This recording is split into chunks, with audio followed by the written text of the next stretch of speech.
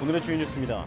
전파력이 강한 스텔스 오미크론이 우세종이 되면서 코로나19 유행 감소세가 주춤하는 모습입니다. 당국은 이번 금요일 새 거리두기 지침을 발표할 예정인데 전면 방역 해제가 아닌 부분 완화를 검토하고 있는 것으로 전해졌습니다. 방역당국은 대면 진료를 확대하기 위해 현재 감염병 1급인 코로나19의 등급이 제약 요인이라며 변경의 필요성을 다시 언급했습니다. 그러면서도 등급 변경은 위중증 규모와 신종 변이 발생, 위험도 평가 등 고려 사항이 많다며 신중한 입장을 보였습니다. 코로나19 집단 감염 위험이 큰 학교 기숙사는 다음 달에도 신속 항원 검사를 한 주에 2번씩 시행합니다. 교육부는 다음 달 셋째 주부터는 초중고등학생의 신속 항원 선제 검사를 주 1회로 변경하지만 집단 거주 시설인 학교 기숙사는 주 2회로 유지하기로 했습니다. 중국 당국이 코로나 확산을 막기 위해 경제 수도 상하이의 절반을 봉쇄하고 있지만 신규 확진자가 28% 늘어나는 등 상황이 악화하고 있습니다. 상하이시는 도심을 흐르는 황푸강 동쪽 지역을 전면 봉쇄하고 있으며 오는 금요일부터는 강 서쪽 지역 절반을 봉쇄할 예정입니다. 다음 달 1일부터로 예정됐던 카페 일회용품 사용 금지의 시행이 사실상 연기될 가능성이 커졌습니다. 안철수 인수위원장은 코로나19가 잠잠해질 때까지 일회용 컵 규제를 유예하는 게 좋다는 입장을 밝혔고 환경부는 일단 계도 기간을 검토하겠다고 밝혔습니다.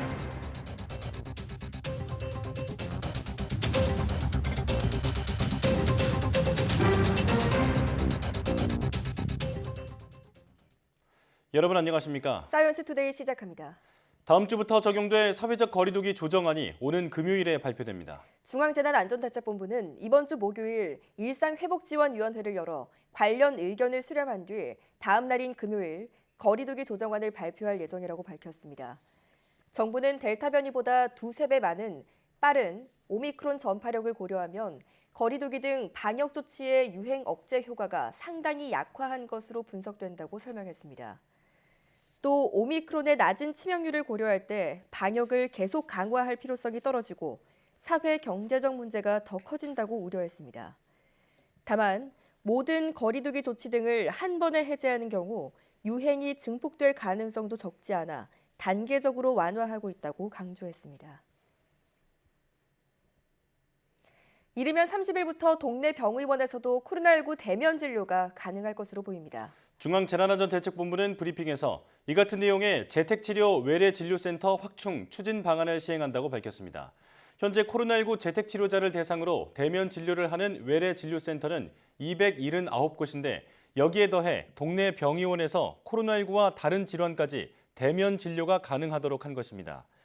코로나19 확진자의 대면 진료를 보겠다고 신청하는 모든 병의원이 대상으로 의료기관이 건강보험 심사평가원에 직접 신청하면 별도의 심사 없이 즉시 대면 진료가 가능합니다. 신청한 의료기관은 시간이나 공간을 별도로 마련하고 진료 가능한 의사와 간호 인력을 확보해 환자를 진료하면 됩니다. 방역당국은 코로나19 대면 진료 전면 확대를 위해 코로나19 감염병 등급 하향 조정이 절대적인 요건은 아니지만 현재 감염병 1급은 제약 요건으로 작용한다고 밝혔습니다. 박향 중앙사고수습본부 방역총괄반장은 브리핑에서 대면 진료를 확대해 나가는 데 있어서 현재 감염병 1급의 상태가 제약 요건으로 작용하고 있다고 밝혔습니다. 오미크론의 위중화, 위험도는 이미 상당히 낮아졌다는 점도 여러 가지 측면에서 입증되고 있다고 밝혀 감염병 등급 하향 가능성을 시사했습니다.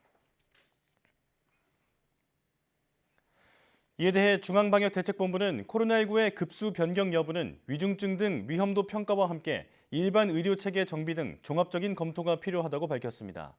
중대본은 급수 체계 변경은 위중증 규모와 신종 변이 발생 등 위험도 평가는 물론 방역 체계 조정, 확진자를 진료한 일반 의료체계 정비 등 종합적으로 고려해야 할 사항이 많다고 설명했습니다. 현재는 의료계와 지자체 등을 중심으로 폭넓은 논의를 하고 있다며 아직 구체적인 건 정해진 게 없다고 강조했습니다.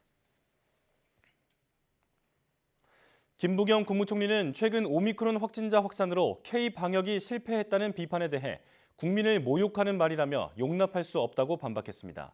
김 총리는 상공의 날 기념식에서 코로나19라는 실체 모를 전염병의 확산 속도를 늦추는 것이 가장 중요한데 그 속도를 전 세계에서 가장 늦췄고 그래서 지금 사망률이 다른 나라의 10분의 1이 아니냐고 말했습니다. 이어 어느 정부가 국민의 생명을 함부로 하겠느냐며 마지막 고비를 넘고 있는데 소상공인과 의료진, 국민의 노력을 왜곡하고 폄하하지 말아달라고 호소했습니다. 코로나19 집단 감염 위험이 큰 학교 기숙사는 다음 달에도 신속 항원 검사를 주 2회씩 시행합니다. 교육부는 다음 달 셋째 주부터는 초중 고등학생의 신속 항원 선제 검사를 주 1회로 변경하지만 집단 거주 시설인 학교 기숙사는 계속 주 2회 선제 검사를 시행한다고 밝혔습니다. 적용 대상은 전국 학교 기숙사 120여 개에서 학생 11만 2천여 명입니다.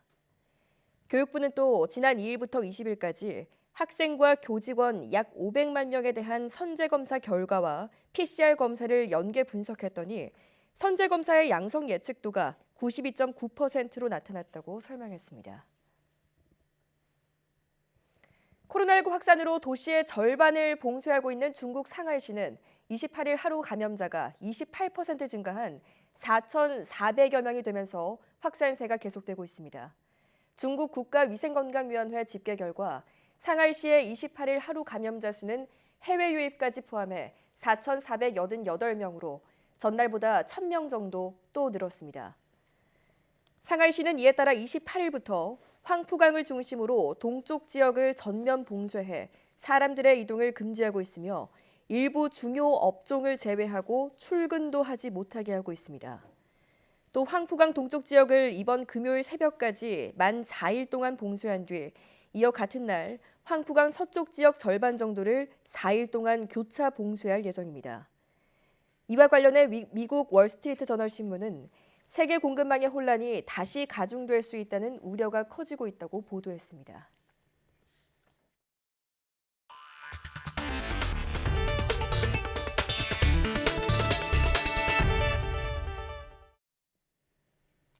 대통령 당선인이 우주청 신설을 공약으로 내세우면서 우리나라에도 미국 나사와 같은 우주청이 설립될지 주목되고 있습니다.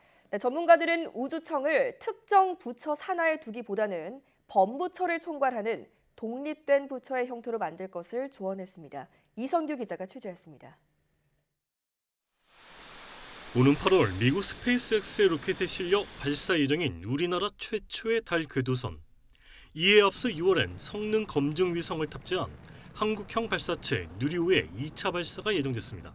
2차 발사 예정일은 6월 15일이고 발사 예비일은 6월 16일부터 6월 23일이며 향후 발사관리위원회에서 기상 상황 등을 고려하여 발사일을 최종 확정할 예정입니다. 우주 변방국이었던 한국이 본격적으로 우주 개발에 나서는 겁니다. 이미 해외에선 민간 우주 기업을 중심으로 우주 관광 서비스가 이루어지는 등 순수 과학적 탐사의 대상이었던 우주가 비즈니스 영역으로 확장하는 국면으로 진입했습니다. 이른바 뉴스페이스 시대의 도래인데 국제적인 우주 개발 기조에 발맞춰 우리나라도 우주 정책을 총괄하는 정부 부처가 필요하다는 지적이 나오고 있습니다. 특히 대통령 당선인이 우주청 설립을 공약으로 내세운 만큼 정치권 안팎으로 우주청 신설에 대한 기대감이 높습니다. 전문가들은 우주청 설립의 필요성엔 공감하면서도 특정 부처 산하가 아닌 독립부처 형태가 될 것을 조언하고 있습니다. 지금까지 과학기술정보통신부를 중심으로 연구개발에 치중했다면 이제는 이를 바탕으로 상업화와 국방, 국제우주협력 등을 망라해야 한다는 지적입니다.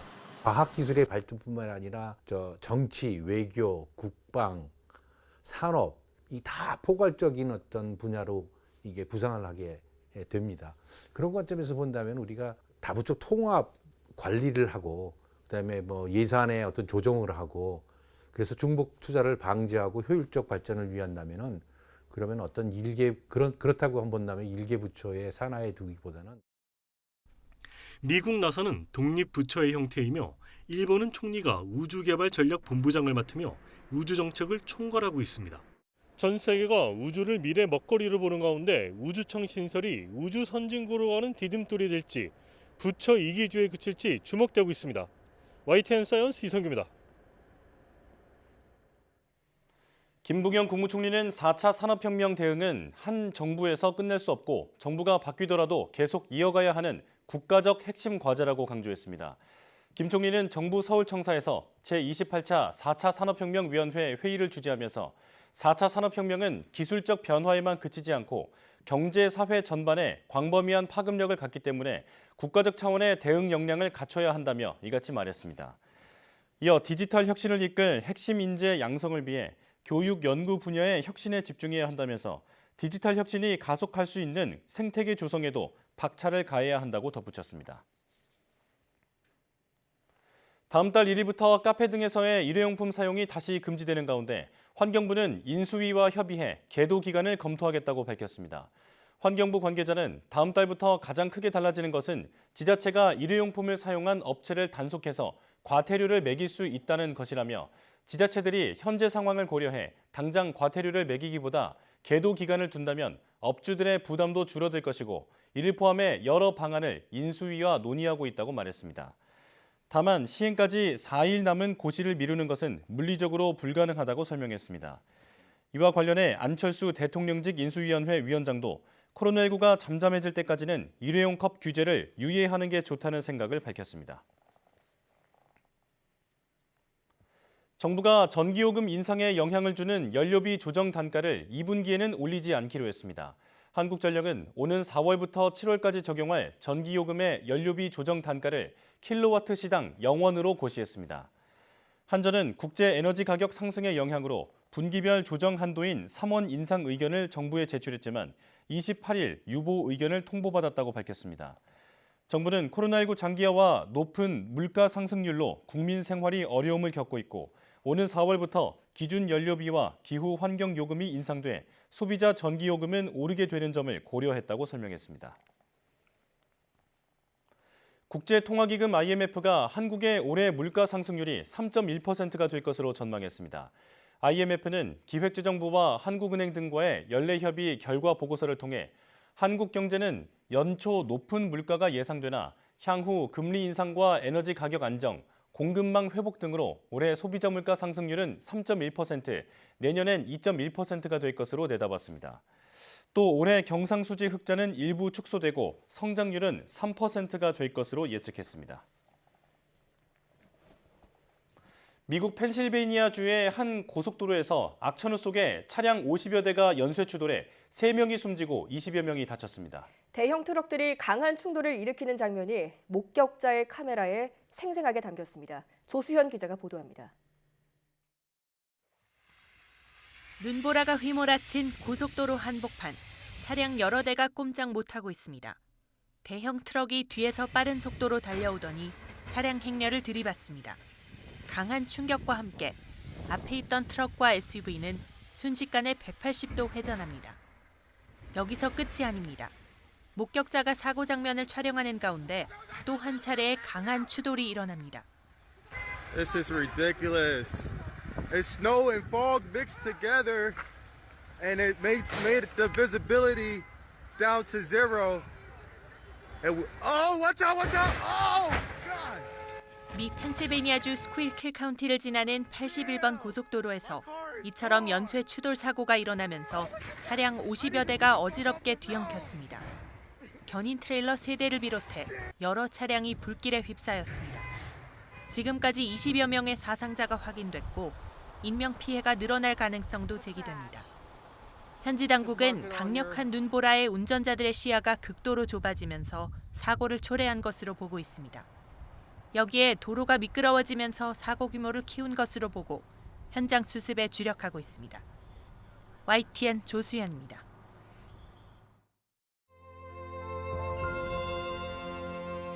아빠는 총을 메고 전쟁터에 엄마는 짐을 들고 피난길에 다시는 못 볼까봐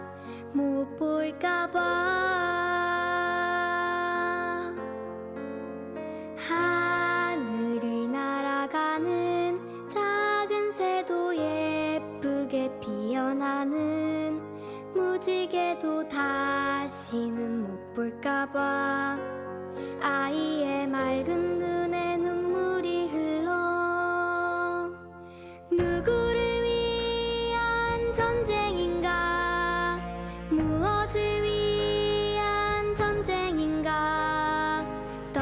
떨어진 꽃잎 위에 눈물이 흐른다. 누구를 위한 전쟁인가?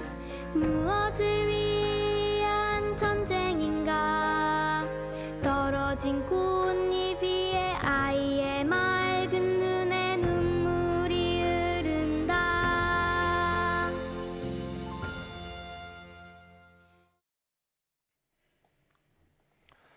대한적십자사가 우크라이나 침공의 참상을 알리고 인도적 지원을 호소하기 위해 만든 곡 우크라이나의 눈물을 잠시 듣고 왔습니다.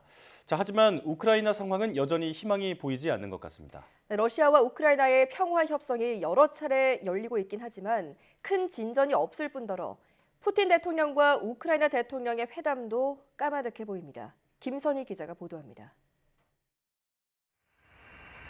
우크라이나 협상단을 태운 전세기가 터키 이스탄불에 도착합니다.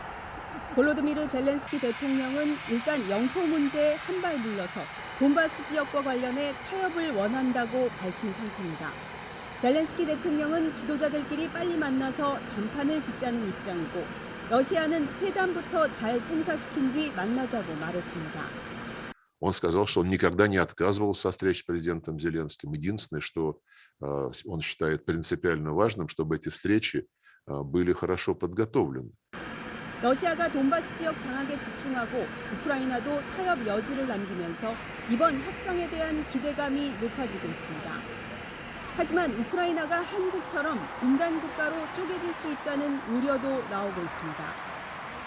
러시아가 돈바스 지역 장악으로 목표를 축소한 데 이어 루안스크 인민공화국이 곧 러시아 연방 가입을 위한 주민투표에 들어갈 것으로 알려지며 현실 가능성이 높아지고 있습니다. 러시아가 남부 항구 도시 마리우폴을 장악해 크림반도와 동부 돈바스 지역을 연결짓고 그곳에 칠러 정권을 세울 수 있다는 겁니다. 우크라이나 정보 당국도 반발하고 있습니다. 키릴로 부다노프 우크라이나 국방정보국장은 성명을 내고 러시아가 우크라이나 전체를 장악하지 못하자 둘로 쪼개려 한다고 맹비난했습니다.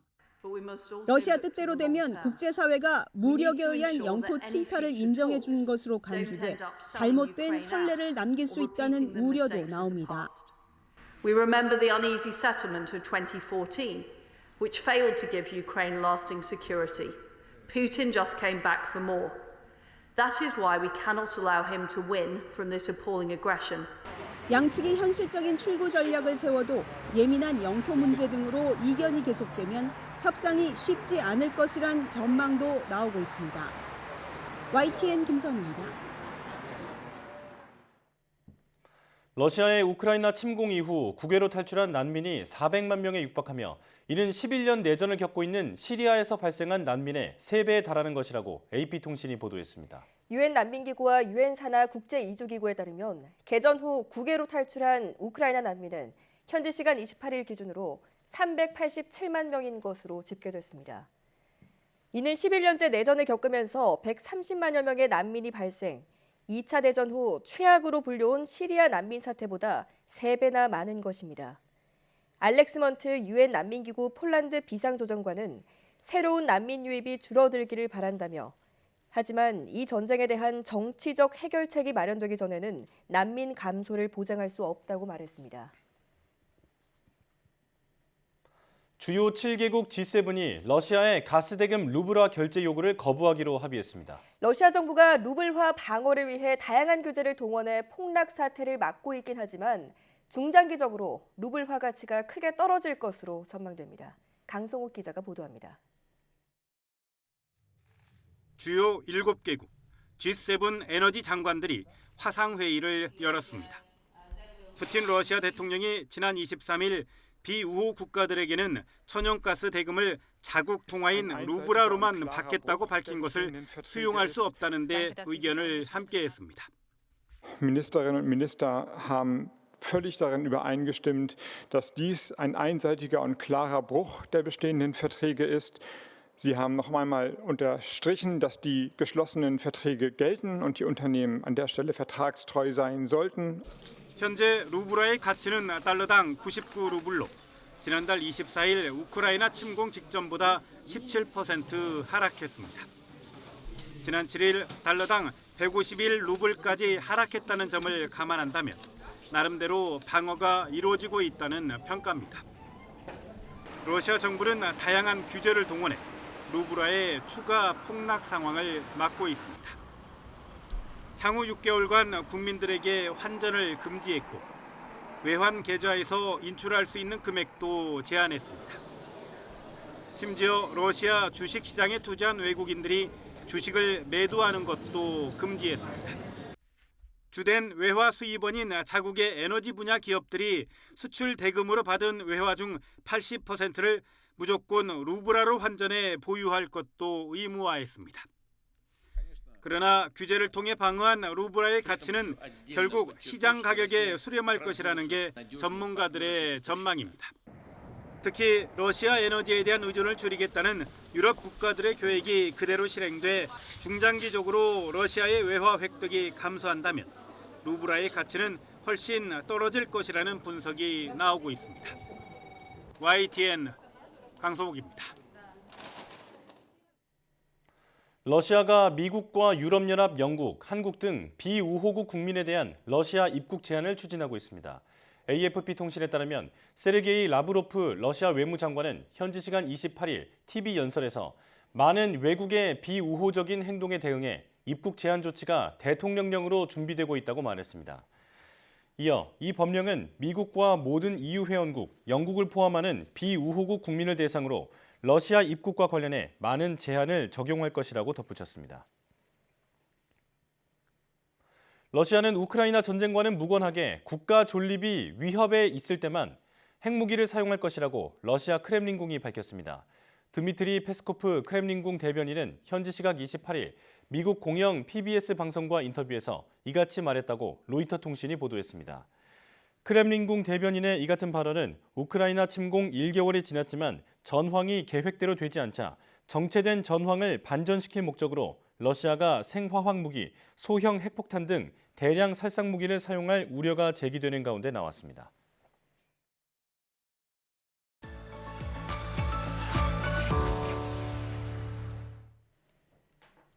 지구온난화로 극지방의 빙하가 사라지고 있는 가운데 남극의 얼음 면적이 40여 년 만에 최저 수준까지 줄어들었습니다. 어떤 이유에서 남극 해빙이 녹고 있는 건지 오늘 날씨학개론에서 자세히 알아보겠습니다. K웨더 반기성 센터장 나와 계십니다. 어서 오세요. 네, 안녕하세요. 네, 안녕하십니까. 자, 올해 2월과 3월 사이에 남극의 해빙 면적이 크게 줄었다고 하는데 지금 남극 상황이 심각한가 보죠? 지난 18일이었죠. 미국의 워싱턴 포스트지는 남극 해빙이 43년 만에 처음으로 200만 제곱킬로미터 아래로 떨어졌다라고 보도를 했는데요. 네. 위성 기록상 해빙 범위가 200만 제곱킬로미터 아래로 떨어진 것은 처음 있는 일이라고 전문가들은 분석하고 있습니다. 해빙은 남극 바다에 있는 빙하를 말합니다. 이 빙하는 이제 계절에 따라서 얼기도 하고 녹기도 하죠. 통상 남극 대륙에서 해빙 면적은 일반적으로 9월 중하순, 이때가 이제 겨울인데요. 겨울 말쯤에 가장 넓고요. 여름 후반부에는 2월에 가장 좁아집니다. 자, 그런데 이제 2021년에서 2022년의 해빙은 아주 매우 이례적이었는데요. 지금 나오고 있는 그림에서 남극 해빙은 2021년 9월 정상보다 거의 한 달 빠른 때의 최대 면적을 보였었습니다. 네. 당시 해빙 면적은 1875만 제곱킬로미터로 평균보다 넓었죠.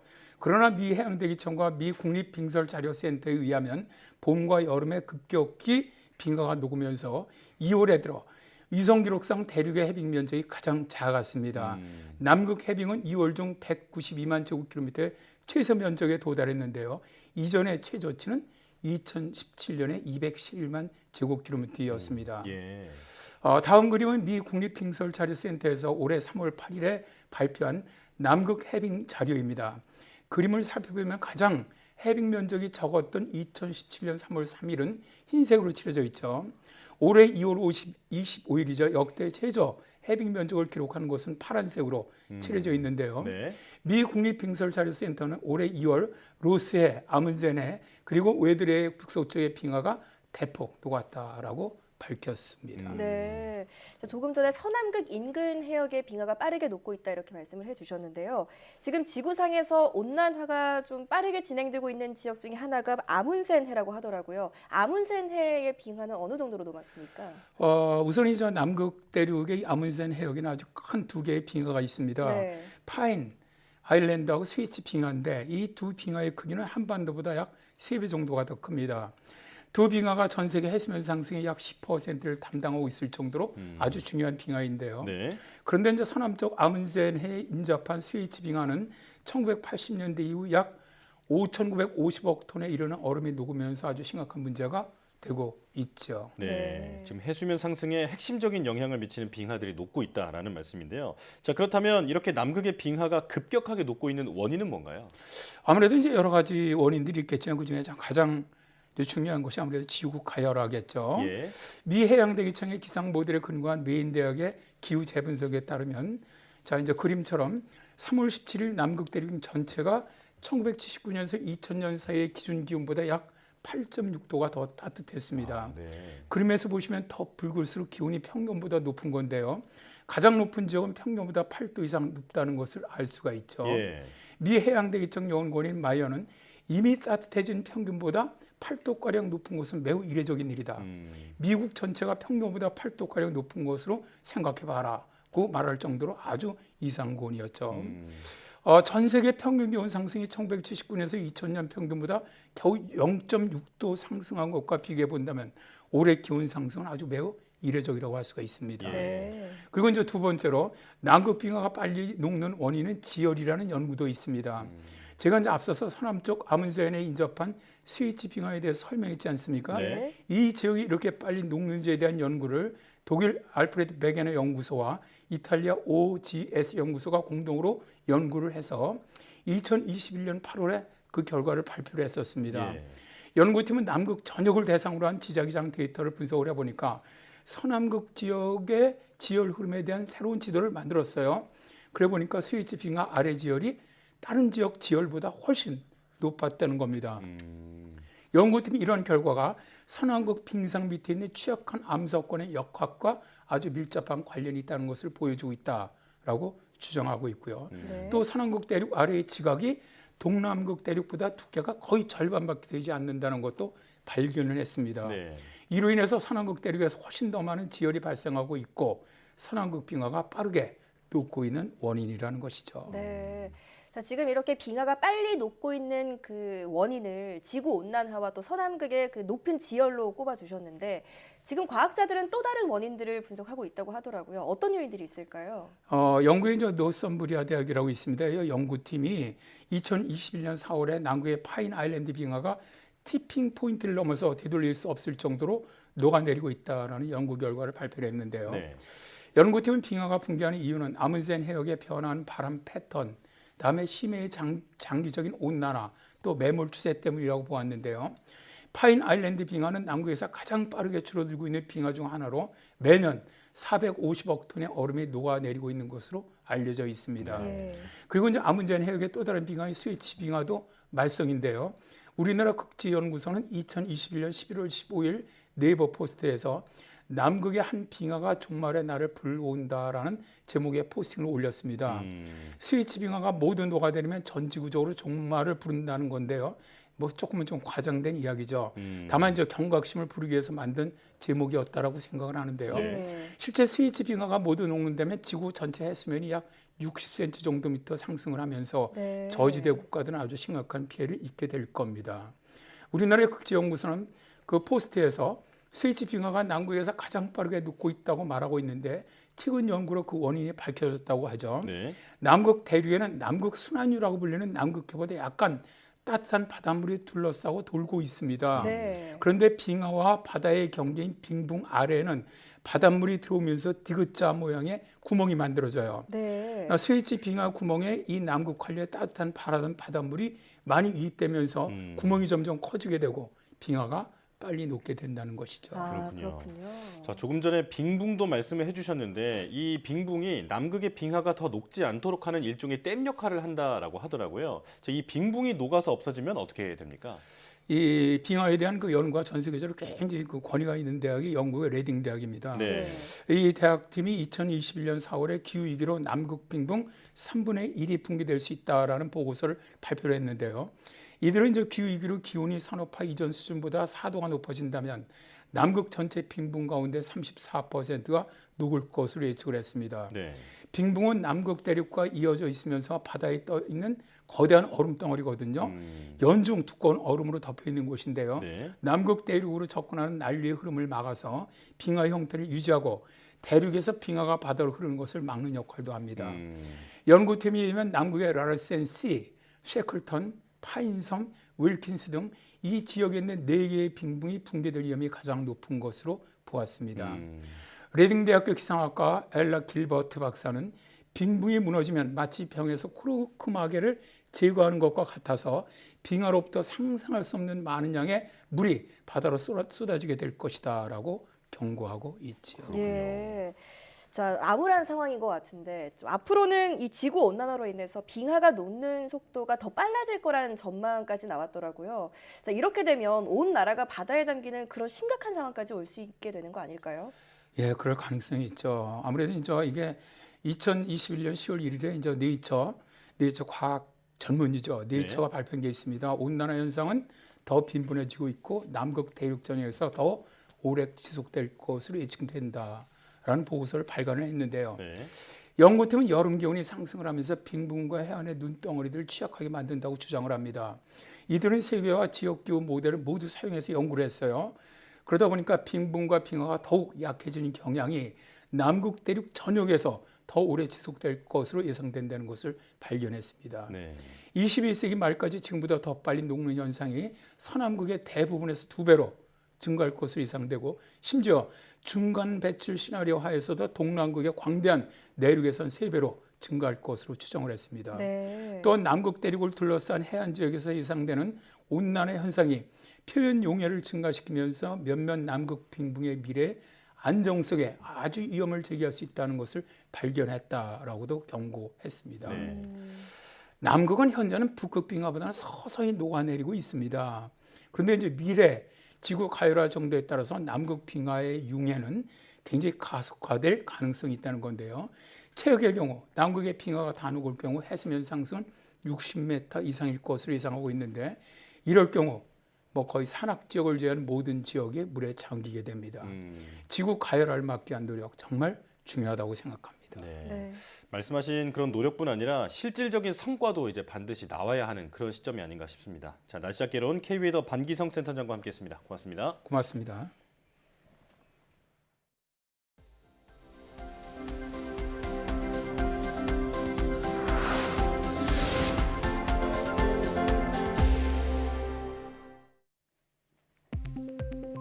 새 정부를 위한 바이오 국정과제 제안으로 제약바이오 혁신위원회 설치 공약이 실현돼야 한다는 의견이 제시됐습니다. 이명화 과학기술정책연구원 연구위원은 온라인으로 열린 제129회 과총 바이오 경제 포럼에서 현재 각각의 기구마다 일부의 정책 수단만을 지니고 있어 실효성이 없다며 이같이 밝혔습니다. 이 연구위원은 복수의 상위 기구들을 통합하고 각각의 기구들로 흩어져 있는 권한과 기능을 하나의 조직에서 구현할 필요가 있다고 강조했습니다. 앞서 윤석열 대통령 당선인은 대선 후보 시절 국무총리 직속 제약바이오 혁신위원회 설치를 공약으로 내걸었습니다. 코로나19 유행으로 가족 간의 교류가 줄어들면서 노년기 우울증 발병 위험이 2배가량 커졌다는 연구 결과가 나왔습니다. 서울특별시 보라매병원과 분당 서울대병원 연구팀은 전국에서 무작위로 선정된 60세 이상 노인 2,308명을 조사한 결과 코로나19 유행 이후 노년기 우울증의 발병 위험이 유행 이전보다 2배가량 증가했다고 밝혔습니다. 연구팀은 특히 가족 모임 감소가 노년기 우울증에 주된 영향을 미쳤다고 분석했는데 코로나19 유행으로 가족 모임 빈도가 주당 1시간 미만으로 줄어든 노인은 주당 1시간 이상의 가족 모임을 유지한 노인에 비해 우울증 발병 위험이 2.2배 높았다고 설명했습니다. 비만이 간암 발생 위험을 높일 수 있다는 연구 결과가 나왔습니다. 인제대 상계백병원과 가톨릭 관동대 연구팀은 2003년부터 2006년까지 건강보험공단에서 시행한 건강검진을 받은 성인 1,426만여 명을 분석한 결과 체질량 지수가 증가할수록 간암 발생 위험이 커진다는 사실을 확인했다고 밝혔습니다.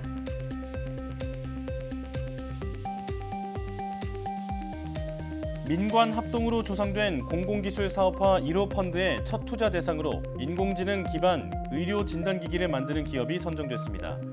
과학기술정보통신부는 지난해 11월 과학기술 진흥을 위해 조성된 공공기술 사업화 1호 펀드의 첫 투자 심의를 완료하고 AI 기반 의료 진단기기 기업인 주식회사 블루타일랩을 투자 대상으로 정했다고 밝혔습니다. 선정된 기업은 한국전자통신연구원의 의료용 펨토초 레이저 제작 기술을 이전받아 AI 기반 병리용 보조진단 사업을 추진할 예정이며 사업화 자금 1억 원을 포함해 총 17억 1천만 원을 투자받게 됩니다. 국내 연구진이 값비싼 히토류 사용량을 줄이고도 상용 수준의 성능을 구현할 수 있는 영구자석 제조 기술을 개발했습니다. 한국재료연구원 이정구, 김태훈 박사팀은 고가의 네오디뮴 함량을 30% 정도 줄이는 대신 세륨 함량을 늘려 상용 자석 수준의 영구자석을 만들 수 있는 기술을 개발했다고 밝혔습니다. 연구팀은 기존 공정에서 세륨 함량을 늘리면 불필요한 자석 입자가 형성되는 사실을 발견했으며 이를 억제하는 방법을 개발해 영구 자석 제조에 적용했다고 설명했습니다.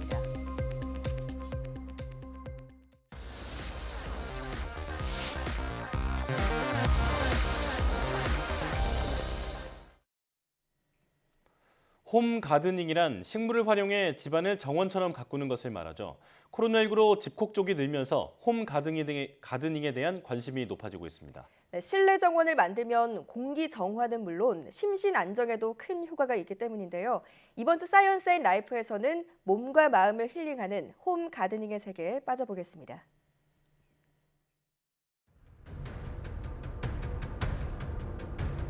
코로나19로 외출이 어려운 요즘. 미세먼지의 황사로 환기까지 힘들어져 스트레스 받는 분들 많으시죠? 그래서 공기 정화의 심신 안정, 그리고 인테리어 효과까지 있는 홈 가드닝이 인기를 끌고 있다는데요. 도심 속 나만의 실내 정원 만들기, 홈 가드닝의 세계로 들어가 봅니다.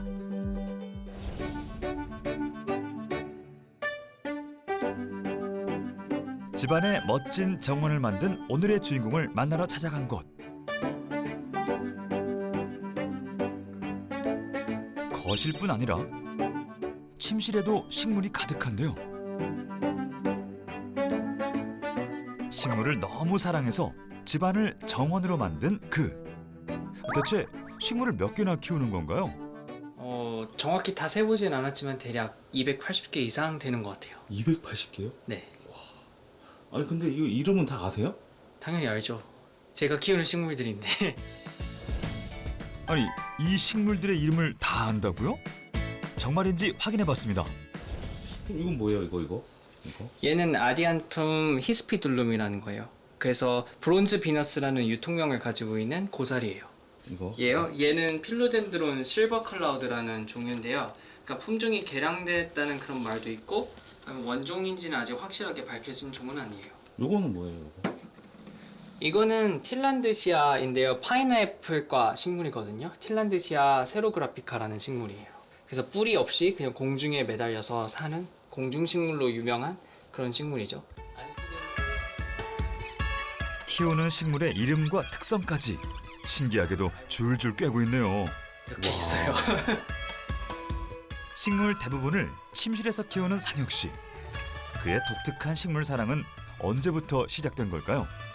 제가 대학교 생활했을 때 기숙사 생활을 했었거든요, 해외에서. 근데 그때는 저만의 공간이 없으니까 조금 답답했어요. 근데 제가 한국에 오면서 정착하면서 저의 공간이 생기니까 거기서 생동감을 불어넣고 싶었거든요. 그렇게 찾은 게 식물이었고 그 뒤로 하나 둘씩 키우기 시작하니까 지금 이렇게 많아진 것 같아요. 가족들 반응은 어때요? 처음에는 싫어하셨는데 지금은 아무래도 밖에 많이 나갈 수가 없잖아요. 그렇다 보니까 집에 밖에 나가지 않아도 굳이 그 실내 공간에서 이런 많은 식물을 함께 감상할 수 있고 숨 쉴 수 있어서 요즘에는 좋아하셔요. 요즘처럼 외출이 어려운 때에 이런 공간에서 지내면 매일 살림욕하는 기분일 것 같은데요. 밖에 있다가 네. 이렇게 들어오시면 어떠세요? 뭐 좀 상쾌한가요? 혹시 지금 어떠신가요? 아, 공기가 좀 맑다는 느낌은 들어요. 그렇죠. 네. 제가 여기에 가끔씩 공기청정기를 돌리긴 하는데 그때마다 한 자릿수가 뜨더라고요. 그리고 가끔씩 친구들이 오면은 제 방의 공기가 다른 실내 공간하고 조금 더 쾌적하다라는 말을 조금 들었어요. 공기청정기를 돌려보고 확인해보니 미세먼지 지수는 딱 한 자릿수. 이렇게나 좋다는 식물의 실내 공기 정화 능력은 정확히 얼마나 되는 건지 농촌진흥청에서 식물의 미세먼지 정화 능력을 실험해 봤습니다. 이 미세먼지 분진을 인위적으로 분사한 후에 빈 챔버와 식물 챔버에 주입하여 4시간 후에 제거되는 양을 비교하게 됩니다. 각각 격리된 공간에 300 마이크로그램 퍼 세제곱미터의 미세먼지를 주입 후 4시간 뒤 미세먼지 농도를 측정한 결과 식물이 있는 곳은 미세먼지가 3분의 2가 줄었고 빈 곳은 2분의 1이 줄어 식물이 있는 곳의 공기 정화 능력이 더 좋았습니다. 그렇다면 식물이 미세먼지를 없애는 원리는 무엇일까요? 이제 크게 보면 1차적으로 두 가지로 볼 수가 있는데요. 흡수와 흡착이 있습니다. 흡착이라는 것은 이 표면 앞쪽의 왁스층에 묻는다든지 뒷면에 묻어 있는 거, 이게 이제 흡착이고요. 흡수라는 것은 뒷면을 보면은 기공이 있는데 이 기공의 사이즈가 크게는 20 마이크로 정도 됩니다. 우리가 말하는 초미세먼지는 2.5 마이크로 이하이기 때문에 이게 기공을 통해서 직접 들어가는 게 이게 이제 흡수에 의한 제거입니다. 입에서 대사작용을 의해서 저감도 하지만은 뿌리 쪽으로 내려보내서 뿌리의 미생물의 도움을 받아서 저감을 하게 됩니다.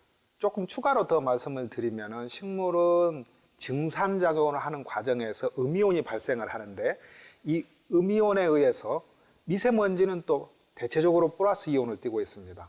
이 두 개가 만나면 입자가 커져서 이렇게 바닥에 가라앉고요. 미세먼지와 황사로 외출이 힘든 요즘. 실내 식물을 기르기에 관심을 가지는 분들이 많은데요. 초보자도 기르기 쉬운 식물, 뭐가 있을까요? 우선 식물을 처음 키우거나 이제 접하면 제일 키우기 쉬운 식물이 바로 요건데요. 산세베리아라는 식물이고요. 실내 어느 곳에 두어도 어두운 곳에서도 잘 자라기 때문에 되게 건강하게 잘 키울 수 있고요. 그 물을 많이 주지 않아도 돼서 만약에 바쁘신 분들이 키우면은 더 편하게 실내에서 관리할 수 있는 식물이고, 그 다음에 요거는 디소칵투스 앵글리게르라는 식물인데, 그래서 선인장인데 열대지방에서 자라는 선인장이어서 물을 많이 주지 않아도 여기 잎에 이미 줄기에 그 물을 많이 저장하고 있기 때문에 오랫동안 물을 주지 않아도 실내에서 잘 키울 수 있는 식물이고요.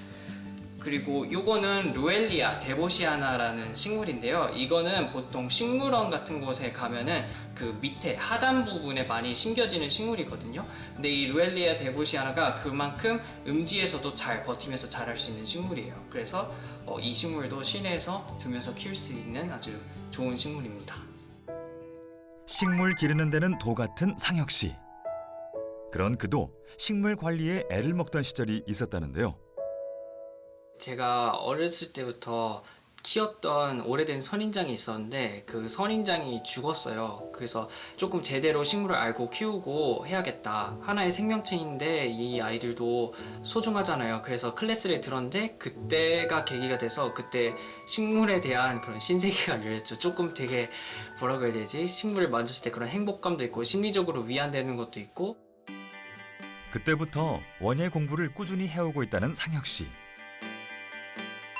이렇게 멋진 실내 정원을 갖고 싶다면 꼭 지켜야 할 게 있답니다. 제가 이거 이번에 새로 사온 식물이거든요. 근데 보통 사람들이 새로 사온 식물을 아무데나 둬서 빨리 시들어서 죽는 경우가 많거든요. 그런데 이게 그래서 실내 공간에서 어디에 두는지, 어느 공간에 두는지가 제일 중요해요. 새로 식물을 사오면 처음엔 햇빛이 가장 잘 드는 곳에 둬야 합니다. 약 2, 3주 후에는 햇빛과 조금 떨어진 창가에 둡니다. 또 2, 3주가 지나면 내가 원하는 곳에 배치하면 되는데요. 식물이 처음에 집에 왔을 때 공간마다 빛이 들어오는 양이 다르거든요. 그래서 그 공간마다 들어오는 양에 맞춰서 식물이 적응할 수 있는 기간을 줘야 돼요. 새로 사온 식물, 적응 기간이 필요한 이유는 뭘까요? 그 원래 자연에 살 때보다 실내로 들어오면은 여러 가지 환경 중에서 가장 문제된 게 광입니다. 실내로 들어오면은 되게 햇빛이 되게 많이 적어집니다. 그러면은 식물 입장에서는 이 적어진 햇빛에 적응하는데 최소한 6주 정도가 걸려요. 그래서 집에 가지고 오면은 바로 어두운 데로 가는 것보다는 우리 집에서 가장 밝은 베란다에서 2, 3주, 그리고 조금 안쪽으로 창가로 들어와서 2, 3주 이렇게 하면은 그 우리 집 환경의 순화, 그러니까 광순화라 그러는데요. 이 광순화가 되면은 조금 더 잘 살 수가 있습니다. 만약 식물의 성장이 멈추거나 잎이 누렇게 뜨거나 꽃봉오리가 피지 않고 떨어지는 등의 증상이 나타나면 식물을 더 밝은 장소로 옮겨줘야 합니다. 매일 280개가 넘는 식물을 관리하려면 손이 많이 갈 텐데 번거롭거나 힘들지는 않나요? 힘들 수도 있는데요. 근데 저는 식물을 너무 좋아하다 보니까 식물과 함께 하는 공간에서 그러니까 행복을 느끼고 심리적으로 위안도 되고 그리고 굉장히 산책욕을 하는 느낌이 들거든요. 힐링도 되고요. 그래서 숲에 약간 식물들에 둘러싸인 그런 공간에서 제가 치유받는 느낌이 되게 많이 드는 것 같아요. 실제로 식물에서 나오는 음이온과 피톤치드는 심신 안정에 큰 효과가 있는데요. 식물이 음이온과 피톤치드를 만드는 원리는 뭘까요? 음이온인 경우에는 식물 뒷면에 그 기공을 통해서 증산작용이라고 하는 것은 물방울이 이렇게 나오는 거잖아요. 기공을 통한 물방울에 의해서 이렇게 산소하고 만나는 산소가 가장 좋은 산소고요. 이제 그게 이제 음이온인 거죠. 그 다음은 이제 피톤치드 같은 경우 우리가 피톤이 플랜트, 영어로 하면은 치드가 죽인다라는 뜻이거든요. 식물에서 나오는 균을 죽이는 물질. 그러니까 식물이 자기 방어용으로 균을 내놓는 것이 우리 인간한테는 그게 향으로 느껴지는데 이제 오랫동안 인간이 숲에서 살아오면서 코드가 맞아져서 그게 우리한테는 오히려 건강에 좋은 걸로 느껴지는 거예요. 이렇게나 우리에게 이로운 식물. 실내에서 키울 때 그 장점을 더 극대화하는 방법이 있답니다. 사실 공간과 식물 간에도 궁합이 있는데요. 그래서 저는 환경에 맞춰서 식물의 궁합을 맞추려고 노력하고 있어요. 거실 같은 경우는 온 가족이 사용하는 공간이다 보니까 잎이 큰 관엽식물을 이용해서 공기정화 기능이 큰 이런 떡갈 고무나무라든지 아니면 여기에 알리 고무나무, 이런 고무나무 종류들이 좋아요. 그리고 주방에서는 아무래도 음지인 공간이기도 하고 그리고 또 음식을 하다 보면 일산화탄소라든지 이산화탄소가 배출될 수 있는데 그런 제거 능력이 조금 좋은 이런 스킨 잡소스 종류를 키우면 되게 좋아요. 그리고 침실 같은 공간은 아무래도 수면을 취하는 공간이기 때문에 식물들이 밤에는 이산화탄소를 배출할 수 있거든요. 그래서 밤에 거꾸로 산소를 배출하는 이런 열대선인장 혹은 다육식물 또 서양란을 키우시면 좋아요.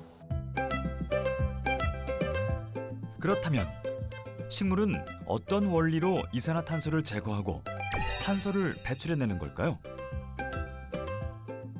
식물은 이렇게 잎이 있고 뿌리가 있는데요. 뿌리에서는 물을 흡수하고 잎에서는 이산화탄소를 흡수해서 하늘에 있는 햇빛을 이용해서 당을 만드는 것이 광합성인데요.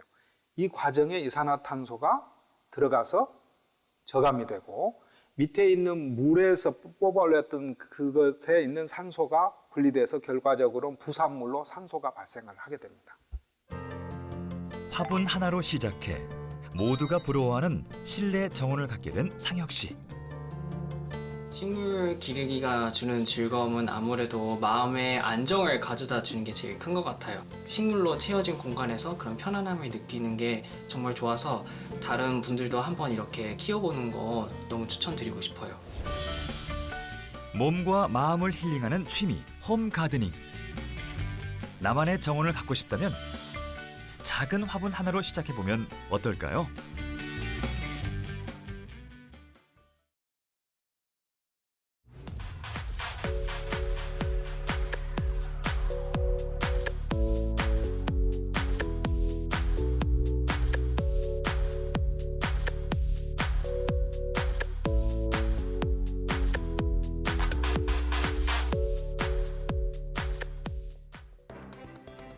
치열한 우주 개발 경쟁이 펼쳐지는 뉴스페이스 시대에 발맞춰 우리도 한국판 나사, 이른바 우주청 신설을 검토하고 있습니다. 우주청이 신설되면 탐사기술 개발은 물론 상업화 방안과 국제우주협력 정책까지 총괄하게 되는데요. 우주 선진국 도약의 디딤돌이 될 우주정책 컨트롤타워의 탄생을 기대해봅니다. 사이언스 투데이 마칩니다. 여러분 고맙습니다.